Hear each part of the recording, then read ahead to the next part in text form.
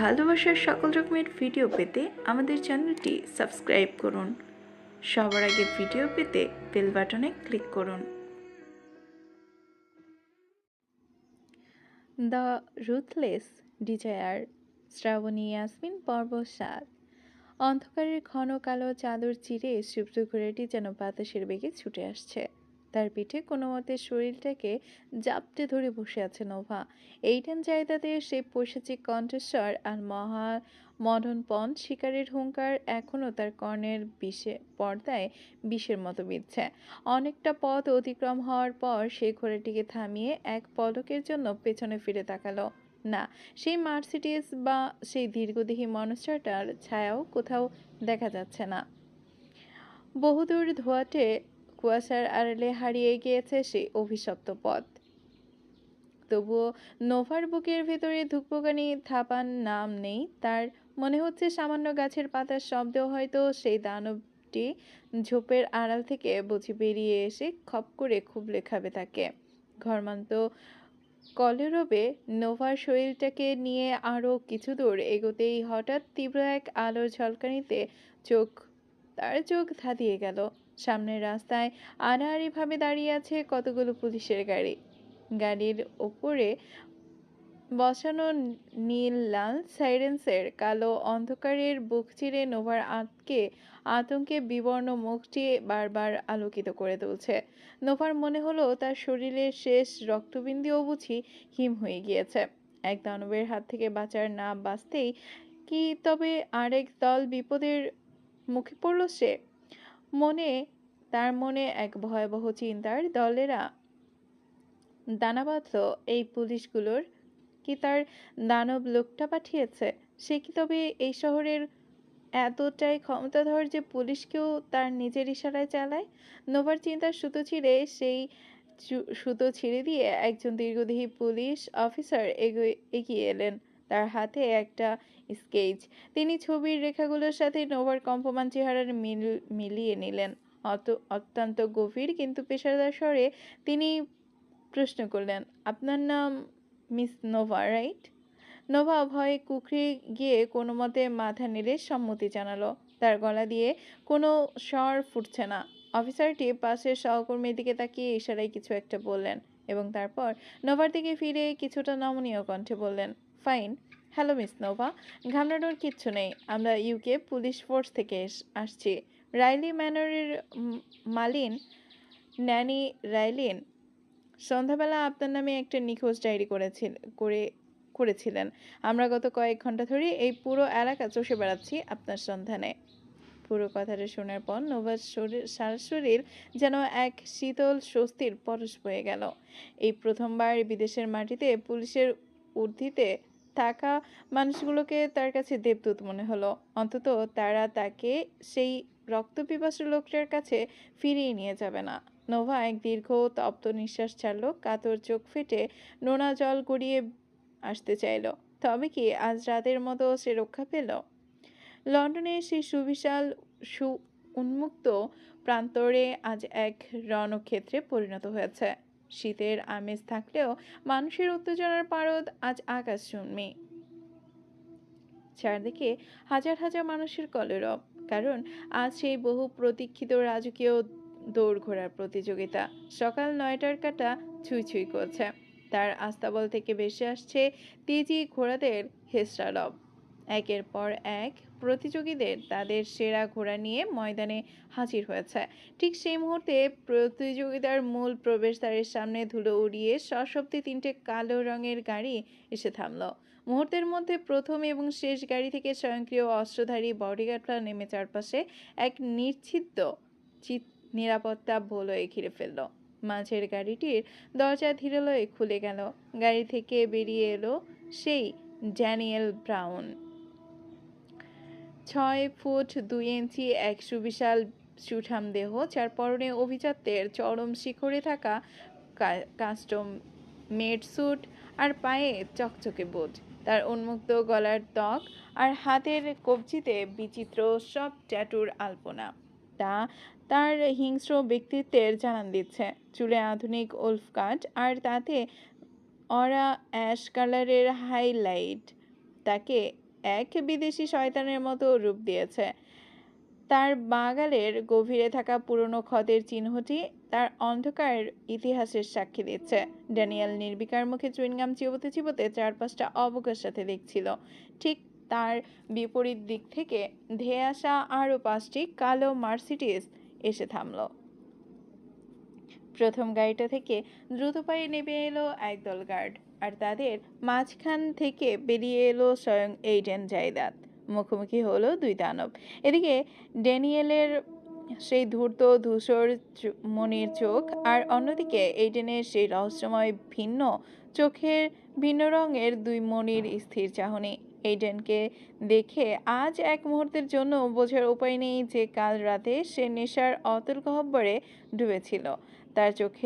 তার চোয়াল এখন ইস্পাতের মতো শক্ত, আর প্রতিটা পদক্ষেপ এক অমোঘ কৃতিত্বের পরিচয় দিচ্ছে। ড্যানিয়েল এক চিলতে দাম্ভিকতার হাসি ফুটিয়ে ব্যঙ্গাত্মক স্বরে বলে ওঠে, hey dumpster boss. Oh sorry gangster boss. What's up bro? Aiden তার বাড়িয়ে দেওয়া হাতের দিকে ফিরেও তাকালো না। অবজ্ঞার সাথে নিজের সানগ্লাসটি চোখে পড়ে নিয়ে শীতল কণ্ঠে বলল, হ্যালো ড্যান। ড্যানিয়েল অপমানে নিজের হাতটা আলকুচি সরিয়ে নিল, কিন্তু চেহারার সেই ধূর্ত হাসিটা বজায় রেখে বলল, all the best for the match. Aiden কয়েক পা এগিয়ে গিয়েও হঠাৎ থেমে গেল। সে ধীর পায়ে ড্যানিয়েলের মুখোমুখি ফিরে এলো। নিজের চশমাটা নাকের জগায় নামিয়ে এনে তার তীক্ষ্ণ চোখজোড়া ড্যানিয়েলের চোখের গভীরে বিধিয়ে দিয়ে গম্ভীর ভিরিক্তি কণ্ঠে বলল, শুনেছি তুই নাকি খুব ভালো একজন খেলোয়াড়। Nice to meet you Dan. I am so coach. I am a coach. এই শঙ্কিত বাক্যটি যেন ড্যানিয়েলের অহংকারের মূলে সজোরে কঠোর আঘাত করল। এইডেন আর এক সেকেন্ডও দাঁড়ালো না, সোজা গটগটি করে ফটকের ভেতরে প্রবেশ করলো। তাকে দেখা মাত্রই গ্যালারিতে থাকা তার হাজারো হাজার সমর্থকদের চিৎকার আর গগনবিদারী উল্লাসে পুরো প্রান্তর কেঁপে উঠল। এইডেন এক অসীম অভিজাত্য আর দাম্ভিকতা নিয়ে সোজা গিয়ে নিজের জন্য বরাদ্দকৃত ভিআইপি লেদার চেয়ারে আয়েশ করে বসলো। তার উপস্থিতিতে বাতাসের ভার বেড়ে গেছে। প্রতিযোগিতা শুরু হতে আর মাত্র কয়েক পল বাকি। এইডেন টেবিলের উপরে পায়ের ওপর পা তুলে বসে নির্বিকার চিত্তে সিগারেট টানছে। ধোয়ার কুণ্ডলি বাতাসে ভাসিয়ে সে যেন এক অদৃশ্য জালের অধিপতি। হঠাৎ স্টার্টার বন্দুকের গুলি আকাশ চিরে গর্জে উঠল। শুরু হলো মহা উৎসব। মাঠের বুক ছিঁড়ে প্রায় 15টি ঘোড়া উল্কার বেগে ছুটতে শুরু করলো। খুরের আঘাতে ধুলোর মেঘ উড়ছে বাতাসে। প্রতিটা ঘোড়া তার সওয়ারকে নিয়ে মরণপণ লড়াইয়ে রত। রেসের শুরুর দিকে সবাইকে ছড়িয়ে ড্যানিয়েলের ঘোড়াটি এক ছত্র আধিপত্য নিয়ে এগিয়ে চলল। ড্যানিয়েল ভিআইপি গ্যালারি থেকে এইডেনের দিকে তাকিয়ে এক কদর্য হাসি হাসলো, যেন জয়ের আগাম বার্তা পৌঁছে দিচ্ছে। কিন্তু এইডেনের পাথর খোদাই করা চেহারার উত্তেজনার লেশ মাত্র নেই। সে বারবার নিজের হাতের দামি সিলভার ঘড়িটার দিকে তাকাচ্ছে, যেন কোনো বিশেষ সময়ের প্রতীক্ষায় আছে। হঠাৎ পেছন থেকে ভেসে আসা এক অতি পরিচিত কণ্ঠস্বর এইডেনের ভেতরে স্তব্ধ করে দিল। না চাইতেও ঘাড় অলক্ষ্যে ঘুরে গেল পেছনের দিকে। বেশ খানিকক্ষণ দূরত্বে দাঁড়িয়ে আছে নোভা, বিমর্ষ মুখচ্ছবি। চোখ মুখ ফুলে আছে, ক্লান্তিতে বোঝা যাচ্ছে আধো ঘুমের ঘোরেই তাকে টেনে আনা হয়েছে। নোভার পাশে লিলি উল্লাসে ফেটে পড়ছে। এই আয়োজন লিলির ভীষণ প্রিয়, কিন্তু নোভার কাছে এই উদ্বাদনা বিষবদ মনে হচ্ছে। কাল রাতের দুঃস্বপ্ন এখনো তারই পিছু ছাড়েনি। শরীর যেন বহুত বইতে পারছে না। লিলির জোড়াজড়িতে তাকে আসতে হয়েছে এই পঙ্কিল জনসমুদ্রে। নোভাকে দেখা মাত্রই এইডেনের ইস্পাত কঠিন হৃদয়ে যেন এক অভাবনীয় ভূকম্পের শুরু হলো। এক নিমিষেই তার সুশৃঙ্খল ভাবনার বিশৃঙ্খলা হানা দিল। দূর থেকে এই এলোমেলো মেয়েটাকে দেখে এইডেনের মতো পুরুষের ভেতরটা যেন উত্তপ্ত লাভার মতো গলে যাচ্ছে। তার নিজের কাছেই এক রহস্য। সে নিজের মুষ্টি শক্ত করলো, হাতের শিরাগুলো প্রবল চাপে ফুলে উঠল। এইডেন ঠিক পাশেই বসেছিল এভেলিন। সে চাতক পাখির মতো বারবার এইডেনের পরখ করছিল। এইডেনের হাতের শিরা বলিষ্ঠ শিরাগুলো হাতের ওই বলিষ্ঠ শিরাগুলোর দিকে তাকিয়ে এভিলিনের মনে হলো আদিম তৃষ্ণা জেগে উঠল। ইচ্ছে হলো এই শক্তপোক্ত হাতে নিজের হাতটা একবার সঁপে দিতে। সে যতবার এইডেনকে দেখে ততবার এক অজানা মোহে মুগ্ধ হয়। জগতের নিয়ম হয়তো এইডেনের জন্য আলাদা, তা না হলে একজন মানুষ এতটা নিখুঁত হতে পারে না। অ্যাভিলিনের মনে বারবার প্রশ্ন জাগছিল, কি এমন হবে যদি তাকে একটু ভালোবাসার চাদরে জড়িয়ে নেয়? মিছিমিছি হলেও কি একবার তাকে অধিকার করা যায় না? আকস্মিক এক আকাশভেদী কোলাহল অ্যাভিলিনের ভাবনা শুধু ছিঁড়ে গেল। মাইকে ঘোষণা হচ্ছে প্রথম ধাপে দৌড় শেষ, যাতে হাতে আছে আর মাত্র 2 মিনিট। অথচ এইডেনের ঘোড়া তখনও শীর্ষস্থান থেকে 2 কদম পিছিয়ে। ড্যানিয়েলের ঘোড়া তখন জয়ের শেষ সীমায় পৌঁছানোর অতিক্রম। এইডেন রাগে দাঁতে দাঁত পিষল। তার সমস্ত জেদ আর পরাজয়ের গ্লানি যেন এক মুহূর্তে একত্রিত হলো। সে রক্তাক্ত চোখে আবারও পেছনের নোভার দিকে তাকালো। তার মনে হলো সব দোষ এই মেয়েটার। কেন ওর কণ্ঠস্বর এই মুহূর্তে তার কানে এলো? কেন সে মনোযোগ হারালো? এইডেনের চায় এইডেন জায়দাদ পরাজয় মানতে শেখেনি। সে জয়ের জন্য যে কোনো নরকের পথ বেছে নিতে প্রস্তুত। সে অত্যন্ত নিপুণভাবে হাতের আঙুল সামান্য উঁচিয়ে ঘোড়া সওয়ারকে ইশারা করলো। সওয়ার শেষ ঝড় যেন এই সংকেতের জন্যই প্রাণপণ অপেক্ষা করছিল। সে দ্রুত লোকচক্ষুর আড়ালে প্যান্টের ভাঁজ থেকে একটি ইঞ্জেকশন বের করে ঘোড়াটির শরীরে পুশ করে দিল। একই সাথে তার হাতে থাকা ইলেকট্রিক শক সংযুক্ত চিবুক দিয়ে ঘোড়াটির স্পর্শকাতর স্থানে সজোরে আঘাত করলো। তীব্র ব্যথায় আর ড্রাগসের প্রভাবে ঘোড়াটির পাগলের মতো শ্লেষা রব দিয়ে আকাশে পা ছুড়ল। কয়েক সেকেন্ডের মধ্যে তার গতি এতটাই বেড়ে গেল যে তা আর রক্তমাংসের ঘোড়া রইল না, যেন ধূমকেতু হয়ে উঠল। ড্যানিয়েলের ঘোড়া যখন বিজয়ের গণ্ডি পার হবে ঠিক তখনই এইডেনের ঘোড়া ঝড়ের বেগে তাকে অতিক্রম করে ফিনিশিং লাইনে আছড়ে পড়ল। পুরো মাঠ নিস্তব্ধ হয়ে গেল।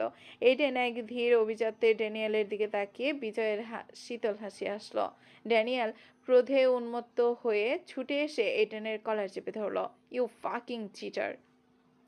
এইডেন শান্তভাবে বাঁকা হেসে তার হাতটি সরিয়ে দিল। গম্ভীর গলায় বলল, গেম ইজ গেম, ড্যান। জিতেছি তো আমি, চিটিং বলছো কেন? Have you any proof?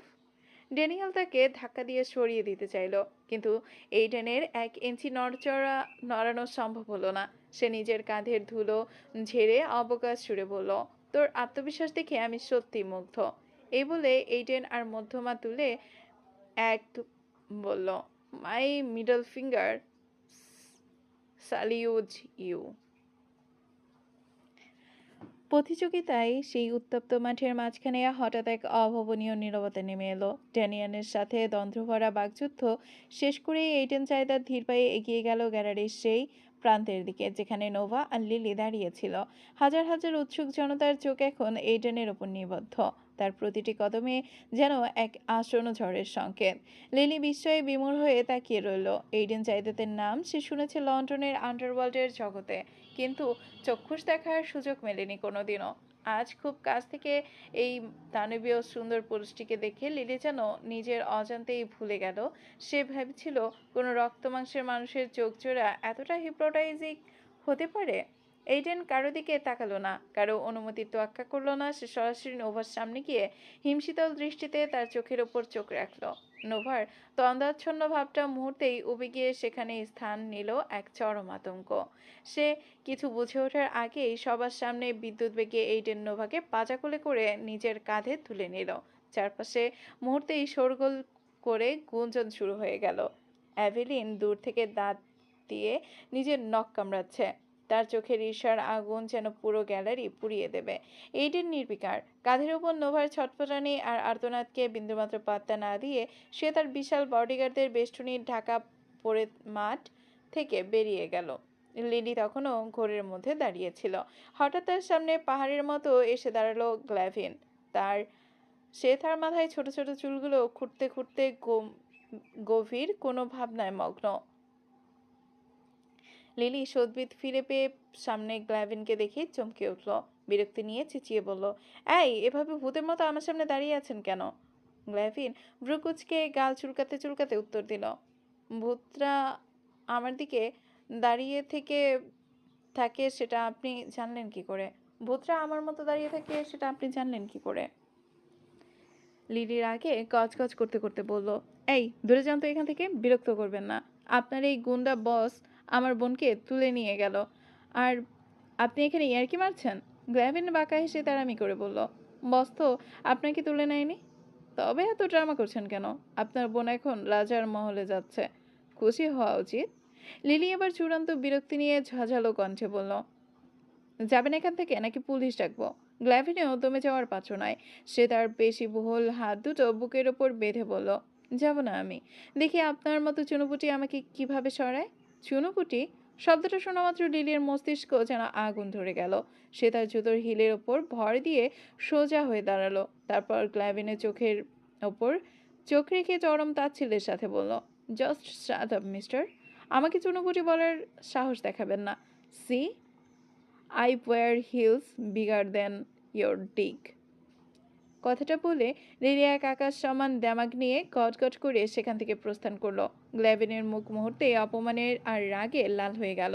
সে স্তব্ধ হয়ে দাঁড়িয়ে রইল। একটা মেয়ে এত বড় অস্পর্ধা দেখালো তার পুরুষকে স্রেফ একটা জুতা একজোড়া জুতো দিয়ে মেপে গেল।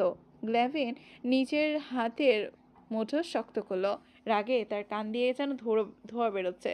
সে বিড়বিড় করে বলল, একবার শুধু সামনে আসুক এই মেয়ে, বুঝিয়ে দেব কত ধানে কত চাল, আর কার মাপ কত বড়। গাড়ির দরজাটা যখন ঠাস করে বন্ধ হলো, নোভার মনে হলো তার আশার আলোটুকু নিভে গেল। গাড়ির বন্ধ কেবিনে দামি পারফিউম আর সিগারেটের এক তীব্র গন্ধে দম বন্ধ হয়ে আসছে। নোভা সিটের কোণে কুঁকড়ে গিয়ে ধীরে ধীরে পেছোতে চাইল, কিন্তু পালানোর কোনো পথ নেই। এইডেন কোনো কথা না বলে নোভার পা দুটো হ্যাচকা টানে নিজের দিকে টেনে আনলো। তারপর অত্যন্ত নির্দয়ভাবে একটা শক্ত কাপড় দিয়ে তার পা দুটো আর হাত দুটোকে আষ্টে পিষ্টে বেঁধে ফেলল। নোভার শরীরের সমস্ত ক্লান্তি মুহূর্তে উবে গিয়ে এক চরম আতঙ্ক জেঁকে বসল। ভাগ্য তাকে বারবার এই ভয়ঙ্কর লোকটার সামনে এনে দাঁড় করাচ্ছে কেন? সেটা তার বোধগম্য নয়। নোভা কাঁদতে কাঁদতে ভেঙে পড়া গলায় মিনতি করে, ছেড়ে দিন আমায়, দোহাই লাগে, মাফ করে দিন। আমি কি ভুল করেছি যে আমাকে এভাবে বেঁধে রেখেছেন? এইটেন এবার বাঘের মতো ক্ষিপ্ততায় নোভার দিকে এগিয়ে গেল। সে নোভার গাল দুটো নিজের শক্ত হাতের মুঠোয় এমনভাবে চেপে ধরল যে মনে হলো মুহূর্তেই নোভার চোয়ালের হাড়গোড়গুলো চূর্ণ বিচূর্ণ হয়ে যাবে। রাগে এইটেনের গলার নীল রগগুলো ফুলে উঠেছে, চোখ দুটো যেন আগুন ঝরাচ্ছে। সে তাতে দাঁত চেপে হিসিয়ে করে বলে উঠল, কি করিসনি তুই তাই বল। মাথা খারাপ করে দিয়েছিস আমার। তুই আসার পর থেকে আমার মস্তিষ্ক কাজ করা বন্ধ করে দিয়েছে, বুঝেছিস? তীব্র ব্যথায় আর অবপানে নোভার চোখ দুটো বেয়ে নোনা জল গড়িয়ে পড়ল। সে অস্পষ্ট স্বরে গোংরাতে লাগলো, একটা মানুষ কতটা পাষাণ হলে এভাবে একটা মেয়েকে আঘাত করতে পারে?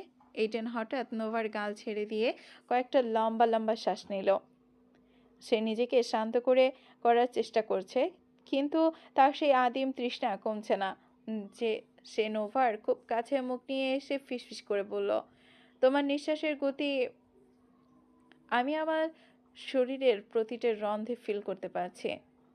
আমি সম্পূর্ণ কন্ট্রোল হারানোর আগেই তুমি একটু পিছিয়ে যাও, নয়তো আমি এই মুহূর্তে তোমাকে কিস করে দেব। আর মনে রেখো, তার জন্য আমি বিন্দুমাত্র রিগ্রেট বা সরি ফিল করব না। নোভা সার শরীর অপমানে ভিড়ি করে উঠল, কান দিয়ে যেন গরম ধোঁয়া বেরোচ্ছে।